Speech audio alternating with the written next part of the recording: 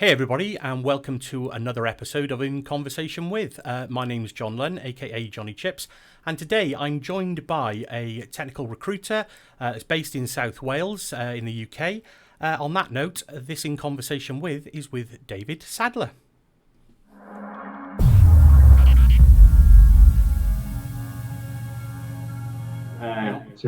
Hiya Dave, how you doing? You all right?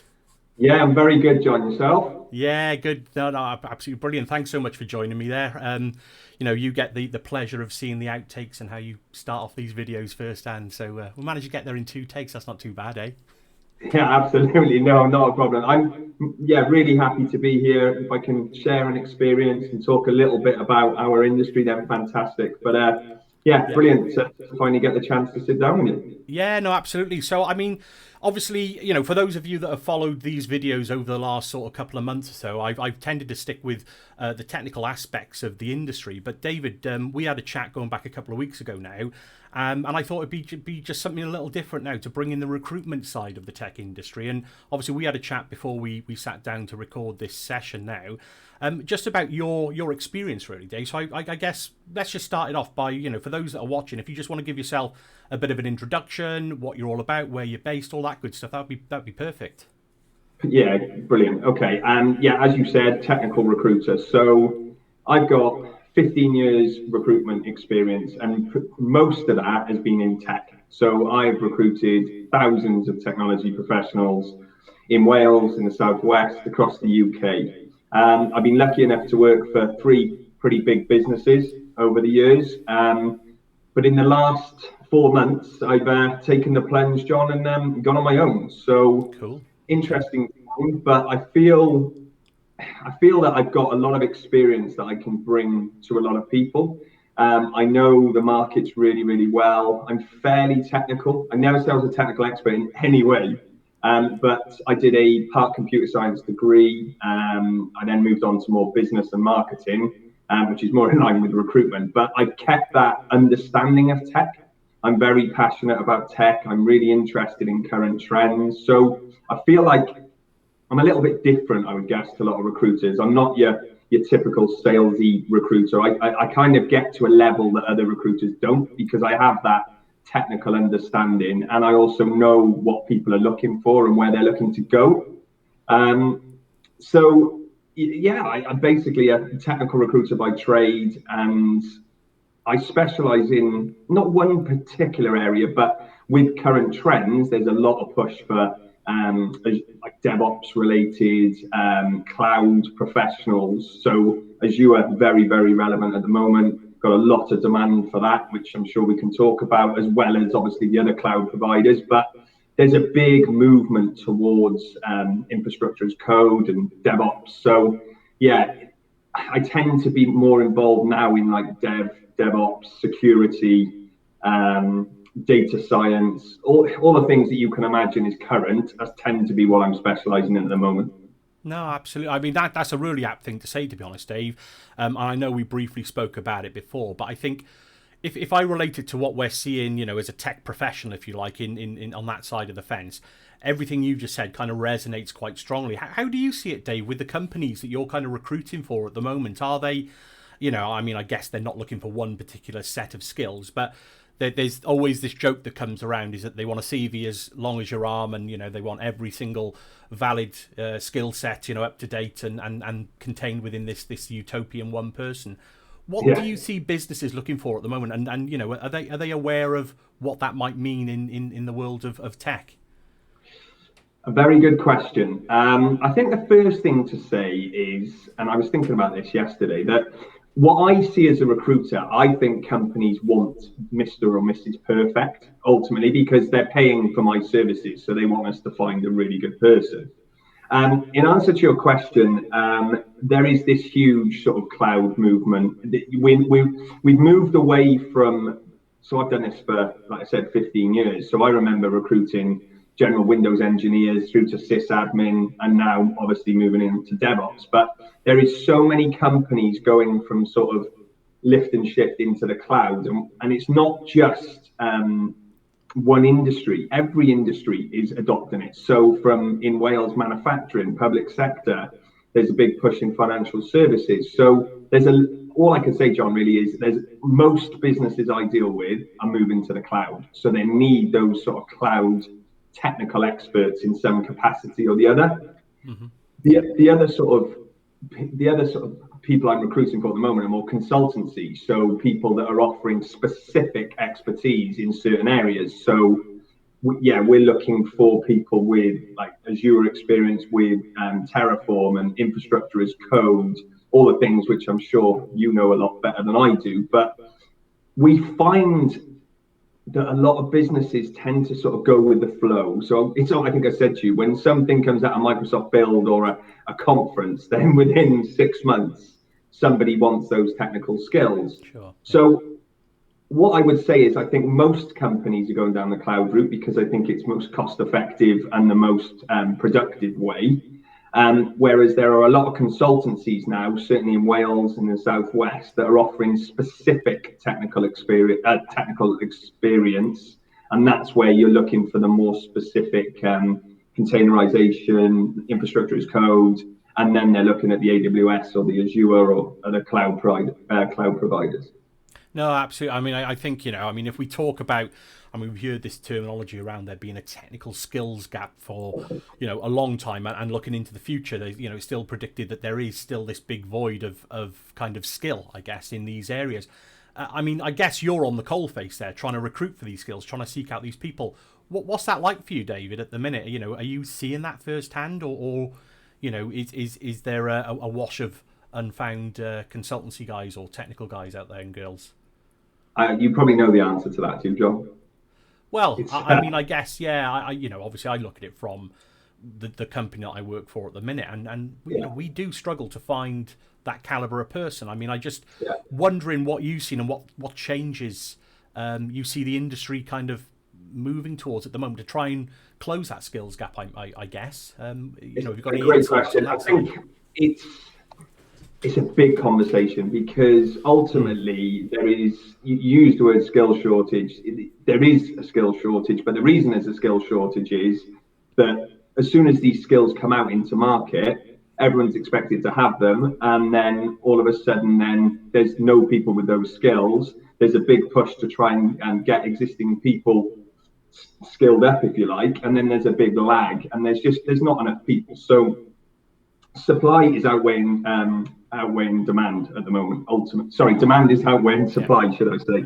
Yeah. So there is a lot of businesses right now that are crying out for cloud professionals, but there aren't enough people. So unless a company has gone through that transition and upgraded that person or that team's skill set, they don't have the skills, unless they obviously, and we can talk about sort of people going and doing their own training. So all the sort of resources that are available online. So there are shortages, and good people are well paid and well kept individuals. But there are businesses and there are initiatives out there like boot camps. I think the cloud providers, I think Microsoft and Amazon do sort of training online, and they work with businesses to get entry-level people. Then I guess what I'm saying is there's people out there with good skills, but they're well paid and well kept. But there aren't enough people coming through the system because academia has got to catch up, which takes time.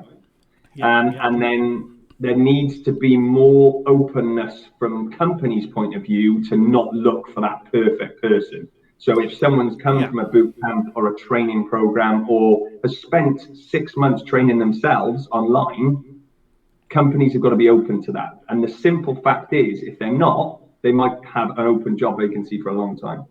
Yeah, I think you've hit on a few really key points, again, that resonate with my own journey, if you like, from where I came from. So, I'll just kind of reflect on that a bit, and you can tell me if the industry is changing. But it used to be back, I'm of an age now, I'm talking 20 years ago now, but when I wasn't working in IT and I did want a job in IT, my first thought was, you got to have a degree. That's all everybody ever told me, is you need to have a degree. So I didn't do the traditional route of college to, into university. I was a mature student. I did it all through Open University, purely to get that little bit of paper and that line on my CV that says, right, I've got a degree.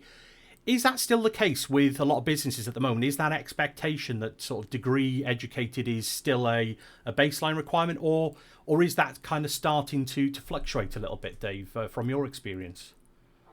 Yeah, the latter part of that is so true. It's evolving. So we did a talk. I did a talk with someone else last week, and we've almost got to move away from the CS degree.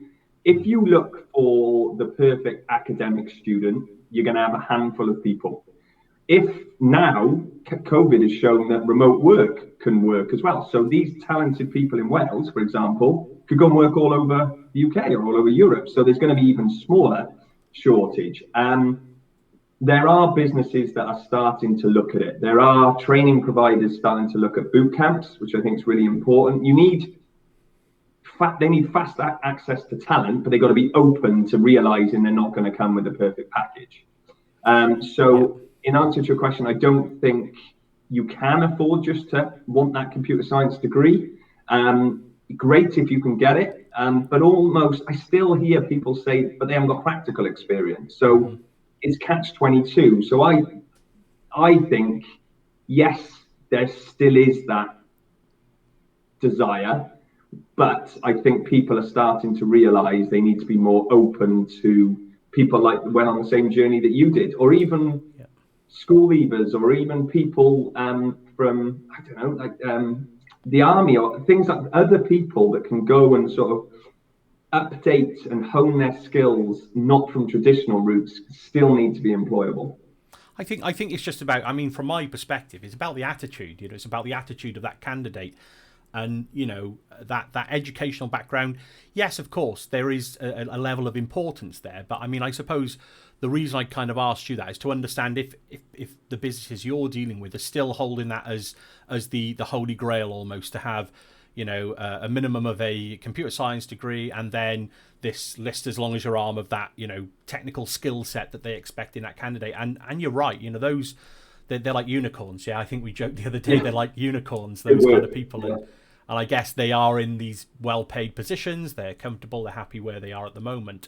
And I guess from my own learning journey, I've seen a lot of people, and I get asked quite a lot of questions, surprisingly enough. People message me on LinkedIn, on Twitter, those kind of people that are just starting off the industry. Do you see that businesses is kind of open to those kind of new people into the industry that may not have that wealth of experience? Are you seeing any shift like that at the minute, Dave, in terms of the acceptance or the willingness for businesses to accept that kind of I don't want to use the word inexperience, but they come with lesser experience, I guess, in the role, and maybe not a university degree. I mean, where you mentioned that it's evolving. The businesses you speak to, are they open to that fact at the moment, or is it still very much a tricky conversation that you have? Yes, at the moment. I think a couple of years ago, maybe not. I still think there was this ideology that you could find the person, they will be there if you pay enough. But now teams are getting bigger. There's more need for diversity as well. And I think, yes, that there is a need, there is an openness now to look at other avenues. So the people that you're talking to, I would definitely be saying, look, it's not a closed door. There are lots of companies that have got open minds. Although I still see businesses that are saying things like, you need to have worked with Azure for 2 years or 3 years, or a good experience of, you need to have detailed experience of Terraform, you need to have worked with Kubernetes for X amount of time. And we've almost got to move away from that a little bit, I think. If you really want to have good people, like you say, attitude is very, very important. I think we need to, yes, it's important obviously to get the right level of experience to do that job effectively. But I think, there needs to be a more openness to the type of experience somebody can have, and then almost a learning platform to get to where they need to be for that specific job at that specific company.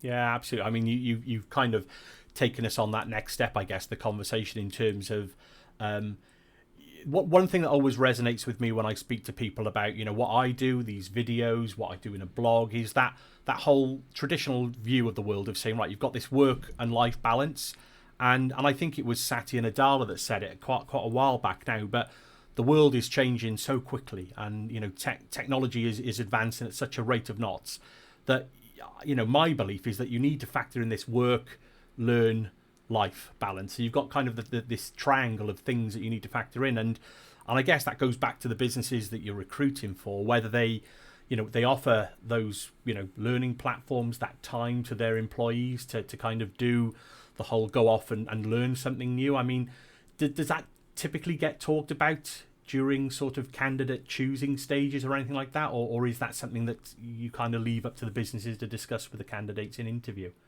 Happens all the time, John. Yeah. So you kind of alluded to like well-being. So there's a lot of businesses putting a huge amount of effort into employee well-being. So giving them time to go and do what they want, how they balance their sort of work-life Learning, yeah. Getting their work-life balance right. But I think in terms of technical training, if you like you mentioned, there's a lot of businesses that allow people to go and do their own thing for a while. I know a couple of companies that can say you can have your own time within a week to go and learn something or go and train yourself in something, or they bring people in to do like lunch and learns. So there's always this feast of information that people are learning, and they're almost acknowledging that they need to be developing people and they need to be giving people the time to develop themselves. So yes, I think it's very, very apt, and a lot of companies are doing that, especially in the technology space. No, and I think you mentioned a few earlier on about the the resources that are available for candidates. If you're new to the industry, you're looking to go out and get a job. Maybe your first job, and you don't know where to turn. There's a raft of useful information. You just got to jump on Twitter, do a search for free cloud learnings if that's the bit that you're looking at. Microsoft have got some great sites. Microsoft Learn, for example, and I know AWS do as well. They have some fantastic resources. So, I mean, I probably skipped over the elephant in the room, to be honest, David, in terms of having you on this show now just to talk about you from a recruitment point of view. I thought we could tackle it at a number of different levels, which we jumped straight into conversation to understand what the businesses you're dealing with are looking for from a technical candidate point of view, but. Let's face it, the world of technical, sort of IT related work is rife with recruiters at the moment. I think a day doesn't go by where I don't have at least 2 or 3 emails in my inbox or on LinkedIn.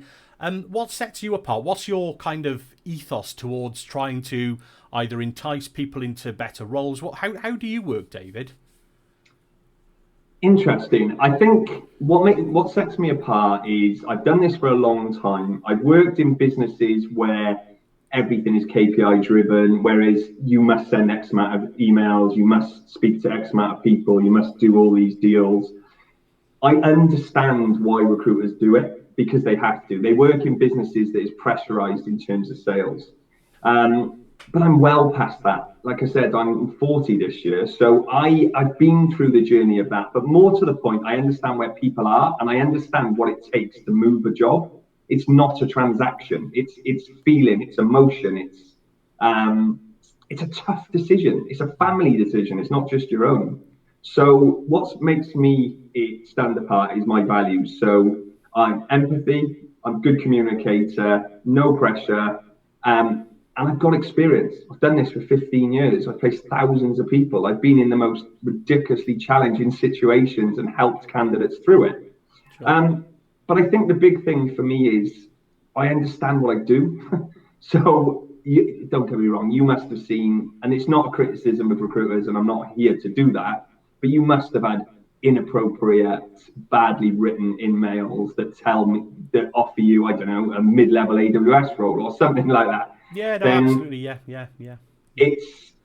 I know what I'm doing. I know what skills are out there. I know what's in demand, and I feel confident I can match well. So I'll know where someone is, and I'll know what companies are looking for, and I feel like I've got a skill in that, whilst also not being too pushy and understanding that the decision process takes time. Sure, and do you know what, Dave? I was going to say, I'm sure there's a lot of people in my position with, of my age and my, I don't think we're too far away from each other, to be honest, Dave. But yeah, I think, there are certainly recruiters that I keep in contact with. Only, I'm not looking personally. I know this isn't a recruitment drive, but if I take it from my own perspective, I've been comfortable where I am for a number of years now, but I still get emails from the odd recruiter, and there absolutely are those recruiters that I will stay in touch with, because I think they possess those qualities like you just suggested there. It's not just a tick box exercise, spam people with as many jobs that are insignificant to maybe some significant relevance to that candidate. It's about having that relationship, I guess, and understanding where you are. So I guess that's what you're looking to build at the moment, David. I mean, you've got your own business now from a recruitment perspective. I mean, how's that going for you at the moment? You mentioned that you've branched off on your own now. How is all that going? Crazy. It's an interesting time to do it in the pandemic. Some people would say I'm crazy, which is fair enough. It's what happened, and I'm sure lots of people will know this, but I wear every hat possible now. So I go from recruiter on LinkedIn, speaking to people, doing sessions like this, and then I'll have to look at finance, or I do a video on marketing, so it's super exciting and super challenging, but it's all about prioritizing my time now. So I need to be on it 24/7, really. You mentioned about communication. So I've got relationships with people that I've had for 12 years, 13 years. And it's really, really important to me that I keep them. So the amount of people I hear say, recruiters never contact me if I don't get the job, or I can't tell you that person's name that placed me in that job. I find that hugely frustrating. What I'm sure, like, if you spoke to people in the industry, they should know who I am, but I still call people that I placed 10 years ago and say, look, I need some help. And they're like, oh, it's Dave. Yeah, I'll have that chat with him. And I'm sure the people that you stay in touch with probably do that as well. They've got that sort of network and that sort of way about them. And I think that's the key to long-term success, and hopefully for my business and me in recruitment. No, absolutely. I don't disagree one iota. I think that's, it's like you say, it's a very human thing, whether you've been like myself, you're in a job for quite a long period of time, just lifting your roots up and moving to another job isn't always that straightforward. And I guess, sometimes recruiters can get frustrated. I'm sure businesses can as well when they've got a candidate that's and ahhing. But I guess it's, that's the kind of challenges that you face on a fairly regular basis, I guess, Dave.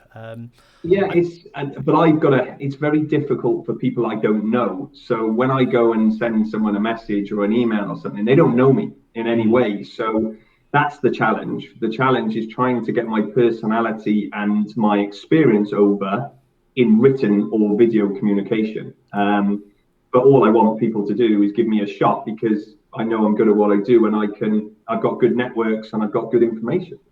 No, absolutely. I mean, if it's all right with you, I mean, can we change focus slightly on sort of, those people looking to get into the industry at the minute, Dave? I mean, I'm sure you see no end of CVs and you have to sift through them. I mean, I guess that's part of the job that you do. That is, quite a painstaking piece of work when you're trying to find, like you say, you're trying to match somebody for a specific job. But I mean, have you got any good insights, good tips? What makes a good CV, that kind of thing, and maybe talk to us a bit about social media and does that affect a candidate in any good or negative way? Yeah, okay. So I'm just going to write a note. So I did a session with the Software Academy, the Cardiff University Software Academy, last week on CVs. And I think, firstly, people have got to understand that it's not easy to write a good CV, and it takes probably a bit of research online to get the structure right. But I think a couple of tips that I have really is, certainly if we're talking the Azure space, for example, so I put your certifications at the top. Most people have this historic view that training goes at the bottom with education, but actually I've seen CVs with actual images at the top with like Azure Architect or other sort of qualifications. So if you want to put images on, great, but a lot of people do keyword searches. So I want to see people's qualifications after their personal summary or even above it, because that's a major selling point. So that's one. The second thing I think I would give advice to people is, I see a lot of people put all their skills at the top or in their personal summary, but when they write about what they do in their company, they don't mention those skills. Sure. So I still hear clients say, well, did he or she do this in this company? They can't. Sometimes people don't make that correlation between if it says it at the top with years of experience to did they actually do it in that job with that company. Does that make sense? Yeah, no, absolutely. I know what you're saying. So yeah, there's no point just putting a raft of skills at the top of your CV if you then say, I went on and did something completely unrelated, you know, in your latest job, I guess. You try and relate the skills that you're saying you've got to your work and experience and pick out some, you know, key projects or key things that you may have done with that company, I guess. Absolutely. And that's what I was going to say. So listing key projects within those companies, but if you're a graduate or you're an entrant into the market, just list a successful project or a successful course that you did, whatever. But you've got to be highlighting your successes. We did a session on bias as well last week, which I think is quite important and apt right now. So I think what I would be looking to tell people is I've seen photos on CVs. I don't like it. I understand why people do it, but you're moving into the grounds of bias then. So I would remove photos. I'd remove date of birth. I'd remove marital status, because you don't want to give companies, and they also, I know now, from talking to a lot of people, they don't want this either. You don't want to give them the opportunity to make a biased decision. Okay. So I think that's really interesting and good advice. And I think the last thing is, I don't want to see anything more than 3 pages. I understand there will be people of all experience that have, I don't know, like us, I don't know, 10, 15 years experience. I think if it's relevant, put it in. But anything over 10 years, I would simply have previous experience, company, date, and that's it. I wouldn't put any more information. Yeah, sure. I guess you're talking about the stuff that you may have done that, even if it is in the tech industry, arguably it's possibly not relevant because technology evolves maybe. So you want to talk about the latest and greatest stuff, I guess, is what it boils down to, isn't it? And I think what people have got to understand, so 2 things really. One, people just roll out CVs all the time. They just like, oh, I've got my CV, I'll send it to a recruiter or I'll send it to a company. There are so many specifics in a job description now in technology that, again, as I keep mentioning, is evolving. So your CV's got to keep evolving as well. Yeah. So there is a need now to almost, I would suggest people look at adverts or get job descriptions and then look at how their CV looks once they've seen that information. I think that's really important. And that way, you're obviously more likely to get to the interview or to the next stage. Whereas if you just send an old CV, 1, you don't look interested necessarily, and 2, it's not best matched for that job. So it just takes a bit of time, which is, like you said, can be arduous, but I just think people need to be tailoring, not necessarily lying, but tailoring CVs to the jobs in hand. Well, I guess it's just using what you know is your own experience, and like you say, tailoring it to suit what that particular business happens to be looking for. I think, you've echoed some brilliant tips there, Dave, in terms of getting your CV to act in the best way possible, just basically to get you through the door and get you face to face, I guess, with the interviewer. Absolutely. On that note, Dave, how big a part do you find, social media plays? Clearly in today's world, and especially even more so now, a lot of interaction goes across Twitter, Facebook, LinkedIn, even things. We've got Discord now, we've got TikTok, we've got all of these different platforms at our disposal. In your experience, do recruiters, do a little bit of research themselves when they find a candidate? And should we all be thinking about what our public-facing persona looks like?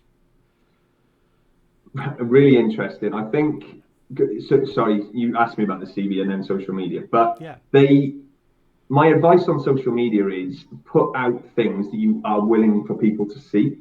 So ultimately, if your Facebook is more personal and it's more about your friends or more about, I don't know, personal things, don't put that link on your CV. Yeah. If your CV, if your Twitter is quite akin to your network and groups that you're part of and your technical experience, then put it in. So I think, yes, from a candidate and a sort of graduate point of view, I would suggest putting their social profiles on.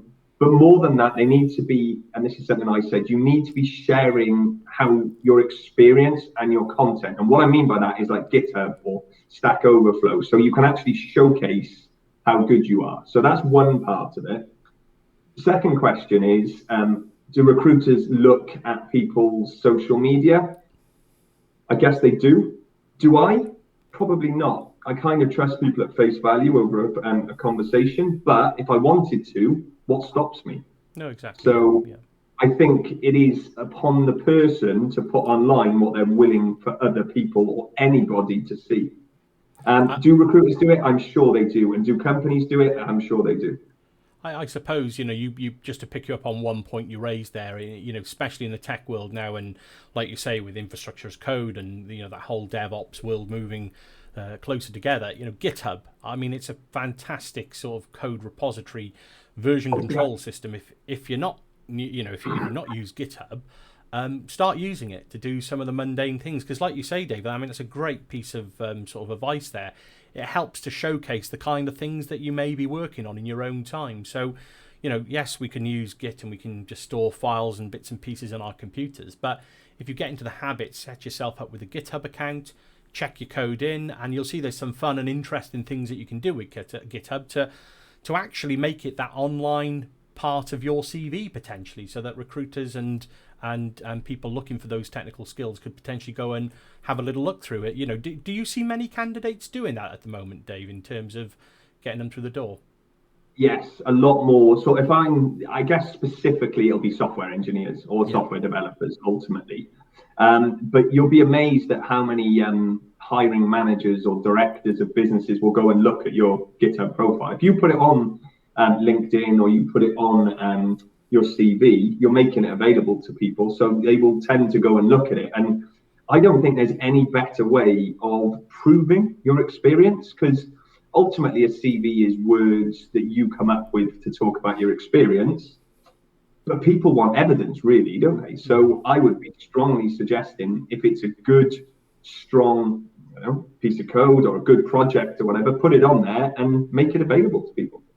Yeah, absolutely. I picked up on that. I mean, I've certainly, seen a lot more people using GitHub in the ops world now for not necessarily software. So I guess that's where that blurred line comes over now, and all of a sudden you've got this mash of different skill sets needed over the last few years, and I guess pushing that skills gap even more so, because I've spoken with a few guests on this show before, but you've got that traditional infrastructure operations person now having to learn how to code and learn what Git is, and that's never had to happen before. You know what I mean? So I mean, it's just an interesting concept with what's going on in the world of technology. So it's just interesting to see how that plays out into your world from a recruitment point of view. But I mean. So in terms of what you've got going on then, I mean, we've talked around, obviously cloud skills, obviously you're a technical recruiter. For a while now, personally, I've heard around, obviously we know that AWS has got the stronghold in terms of footprint, in terms of businesses that use their platform. And we've seen that Microsoft is slowly catching up from, if not getting close to that kind of level with Azure at the moment. How does that translate into the recruitment world, in terms of just your experience, David, in terms of AWS versus Azure versus G Cloud and any other cloud? Yeah, I was having that conversation last week. So you're absolutely right. Is it easier to find AWS engineers than Azure specific engineers? Yes. Because I guess of the market share, which is readily available to look at. But what we're finding at the moment really is that candidates, if you like, tend to want to be agnostic. So they want to, this is historically though, and I'll talk a little bit more about how that's changing. But I think when cloud as a sort of as a service came through, I think people were sort of exposed to whatever the company chose to use in terms of cost or efficiency. So Microsoft, or like I said, or Google, or Amazon. But now what I'm starting to see, certainly with the consultancies, is expertise in certain areas. And that's where I think Microsoft is starting to pick up a little bit, because people are choosing to be Azure experts rather than AWS experts. Sure. Do they have to catch up slightly? Yes. But are there businesses that are choosing the Microsoft ecosystem over Amazon? Yes. And then these people will have to get skilled up, if you like, to become more specialists. So I don't know if that answers the question as well as I hoped, but there is a lag potentially, but they are catching up. But I would say there's more of a push to go towards vertical cloud experts now, rather than your hybrid, which I think historically people have had. Yeah, that's an interesting concept as well, because I guess there's no right or wrong way for businesses to recruit in, because I guess the reason I brought that question up is that, within my own work at the moment, there's very much, like you suggested, this talk of being cloud agnostic. And Yeah. to be honest, I mean, to say it as it is, it sounds great. It sounds that you're being inclusive and you're kind of edging your bets. Yeah, if you've got something to do with the cloud, then yeah, we've got somebody that can do something with that. But when you filter that through and boil it down to what does that mean for that particular candidate, what job do they have to do, I personally struggle to take anybody seriously if they say that they're a multi-cloud expert, because I don't even consider myself to be an Azure expert, really, because of the broadness of the platform and the capabilities technically that you can do, and you can go into a business and transform that business. So I'm just intrigued to understand if businesses out there are looking for that. I suppose that the broader your skill sets go, the higher level you go in conversation with customers or business to do what you need to do. But at some point, the rubber has to hit the road, and something has to get done. So that's when you need that technical, subject matter expert. So I suppose just on my own journey, it's interesting to see where does that line get drawn, and you've just thrown into the mix that vertical expert there as well, which is another way of looking at it as well. I mean, I suppose the question I've got in all of that is that you mentioned briefly the types of roles that you've got, but in terms of, I suppose, that the vertical view of those roles from high level, which I guess is your, from a sales, a pre-sales, and then down into technical skills like architecture and consultancy and, sort of cloud engineers. How are you seeing? Are you seeing any kind of key areas growing more than others at the moment, David, within your experience?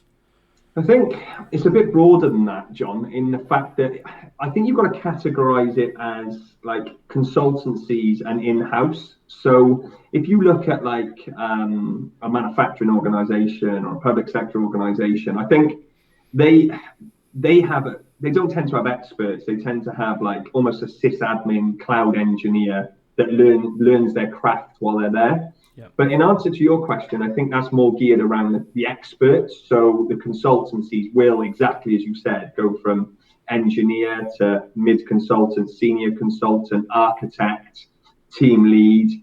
And the demand that we're seeing at the moment on the in-house side is your cloud engineer. So somebody mid-level, senior in experience as a cloud engineer.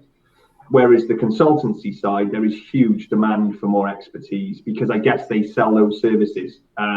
So you're looking at your senior consultant or your technical architect. So somebody that can go into a business, can look at their infrastructure and their landscape and think, right, we can come in and do X, Y, and Z.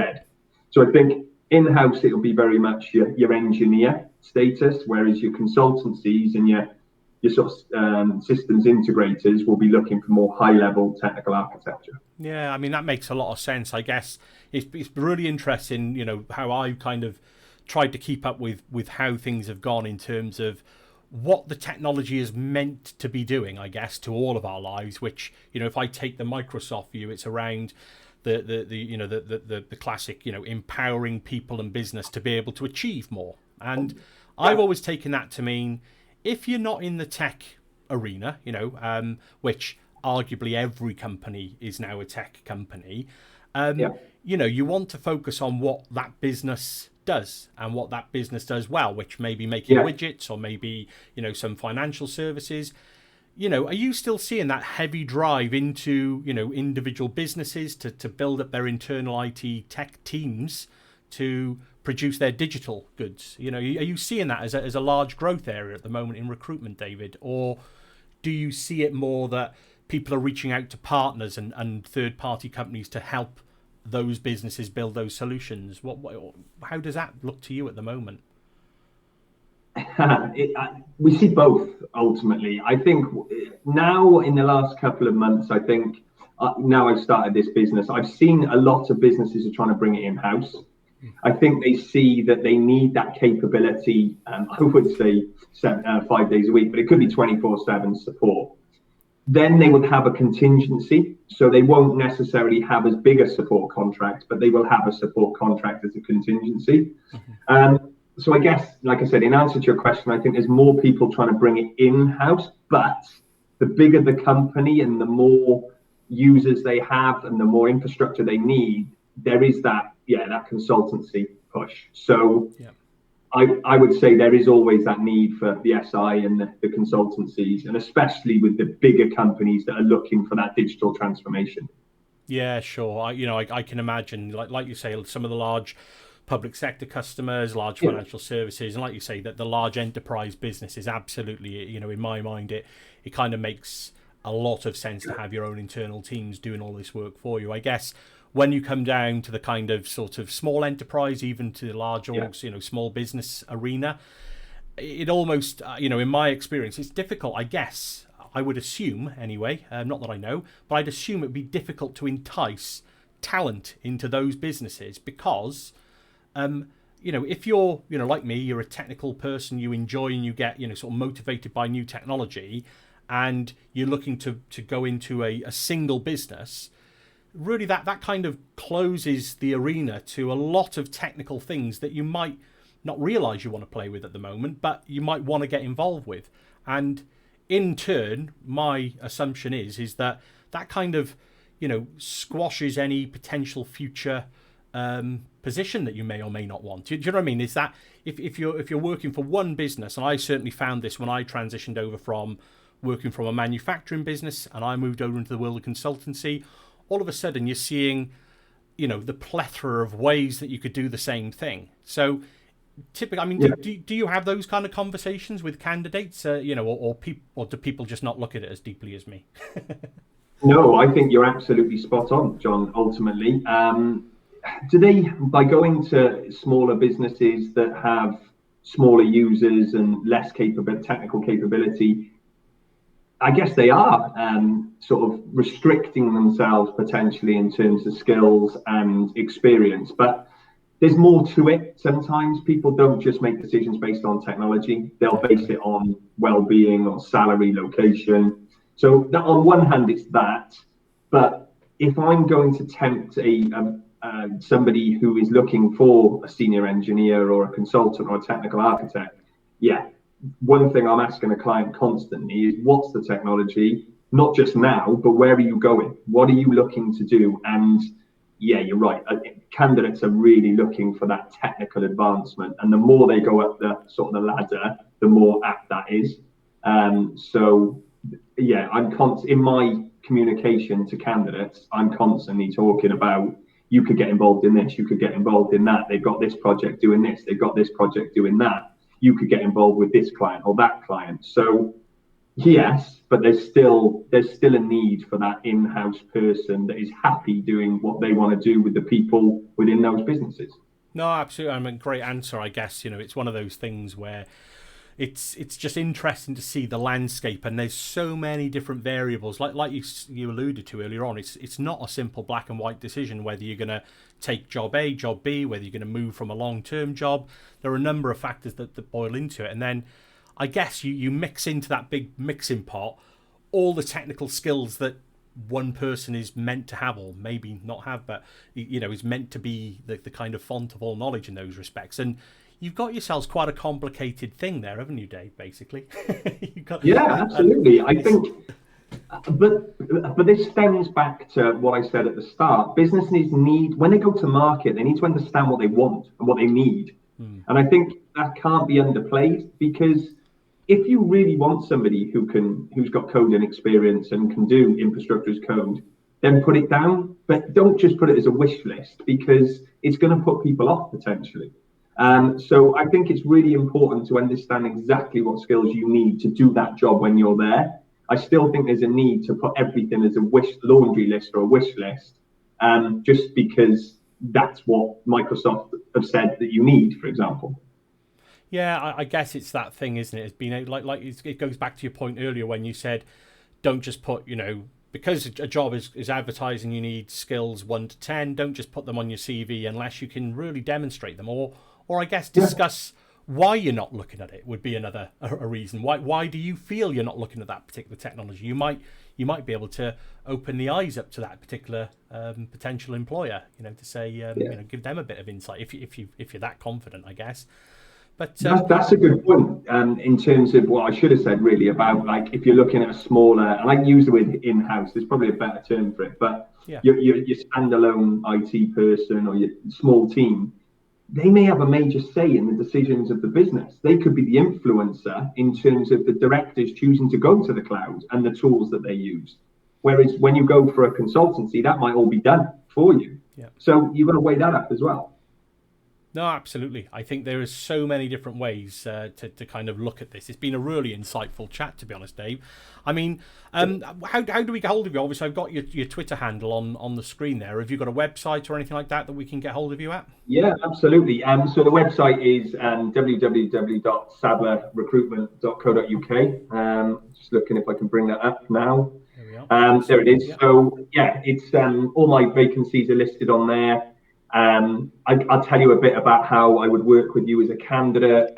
There's some client testimonials on there from the years of experience. There's a couple of blogs which sort of illustrates I know what I'm doing, and I share your thoughts in terms of moving jobs. But yeah, enough of the sales pitch. I'm on LinkedIn. The website is sadlerrecruitment.co.uk, and I'd love to chat to people to see what they're up to and see if I can help. No, absolutely, David. Well, it's been a really insightful chat. I mean, have you got any last sort of parting words of wisdom you want to impart on me before we break away?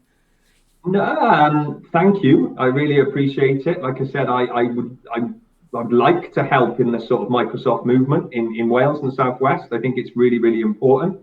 I think my sort of takeaway for people is what a great time to be in technology.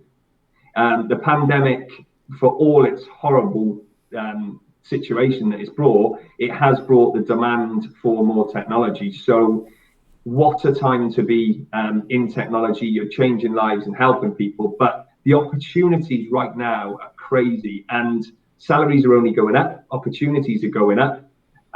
So you're in a good space, and I look forward to seeing how people get on, really. No, absolutely. I couldn't agree more, David. I think, you've summed it up quite well. But honestly, thanks so much for today, and thanks so much for giving your time up. Obviously, we'll get this out to the community now, and see if we can help some people out with some of those great sort of insights that you've given to us. So, on that note, thanks so much for joining me, David. That's been fantastic. No problem, John. Thank you very much. Thanks, Dave. Appreciate it.